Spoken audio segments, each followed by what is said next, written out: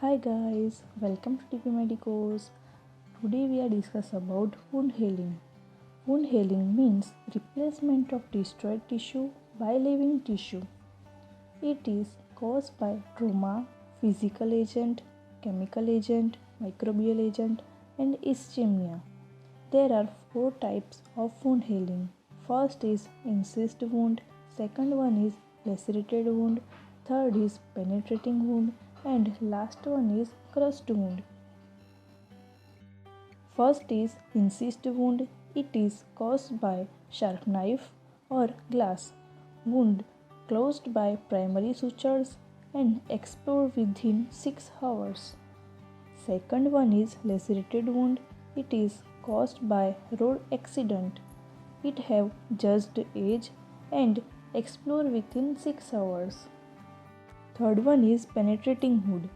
Depth is more in penetrating wound closed by primary sutures and explode within 6 hours. Last one is crushed wound. It is occur due to industrial, road traffic and war injuries, managed by removal of all necrotic tissue. There are 5 processes of wound healing. First one is inflammation, second is wound constriction, third is epithelialization, fourth one is granular tissue formation, and last one is scar remodeling. First is inflammation. Immediately after injury, inflammation start. Inflammation injury के तुरंत बाद start हो जाता है. Histamine is considered to be primary mediator of inflammation vascular response. First histamine release होता है जो vascular response है. Action of histamine is short lasting. Histamine की एक्शन शॉर्ट होती है. उसके बाद prostaglandin play important role for white cell and fibroblast. Histamine के बाद प्रोस्टाग्लैंडिन रिलीज होता है जो वाइट सेल एंड फाइब्रोब्लास्ट के लिए इम्पोर्टेंट रोल प्ले करता है. Clinically inflammation is present by redness, tenderness, heat, swelling and loss of function. Inflammation के ये 5 फंक्शन देखने को मिलते हैं.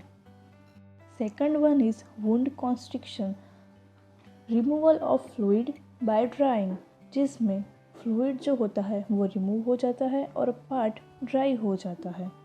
कॉन्स्ट्रिक्शन ऑफ कोलेजन, कोलेजन का कॉन्स्ट्रिक्शन होता है. Constriction of granular tissue, granular tissue का कॉन्स्ट्रिक्शन होता है.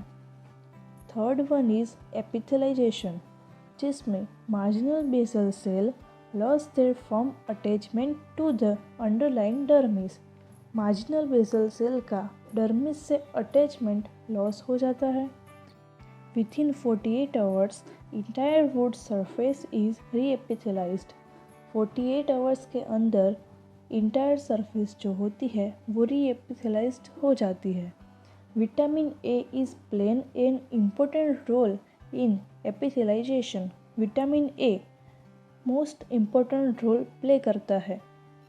Fourth one is granular tissue formation, जिसमें hematoma within wound is replaced by granular tissue and which consist of new capillaries and fibroblast, जिसमें capillaries and fibroblast develop होते हैं and granular tissue का formation होता है. Last one is scar remodeling, the final phase of wound healing process. The remodeling phase occur concurrently with granular tissue formation. The primary purpose of the remodeling phase is the formation of new epithelium and scar tissue. The process can take longer to complete. Some complications of wound healing is implantation sets, painful scar, keloid formation, neoplasia, and incisional hernia. Some factors influencing wound healing. उसमें 2 type है, general factors and local factors.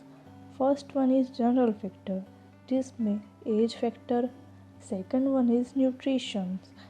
अगर nutrition की deficiency हो तो wound healing का process slow हो जाता है, जिसमें फर्स्ट है protein deficiency. It is cause impairment of granular tissue and collagen formation. Vitamin C deficiency, it is also cause impairment. Vitamin A जो कि वेरी इम्पोर्टेंट फैक्टर है एपिथेलाइजेशन में, जिसकी डेफिशिएंसी से एपिथेलाइजेशन प्रोसेस प्रॉपर नहीं हो पाता. Other is zinc, calcium, copper. Last is hormone, it is include corticosteroids. Second is local factors, जिसमें position of skin wound, tension, movement, infection. इन कंडीशनों में वुंड हीलिंग प्रोसेस स्लो होता है. अदर इज ब्लड सप्लाई, जिसमें wound with poor blood supply heals slowly. कुछ disease या condition ऐसी होती है जिसमें भी वुंड हीलिंग प्रोसेस स्लो देखने को मिलता है, जैसे कि anaemia, uraemia, jaundice, diabetes, malignant disease and cytotoxic drug. ऐसे ही वीडियो देखने के लिए प्लीज़ सब्सक्राइब माय चैनल.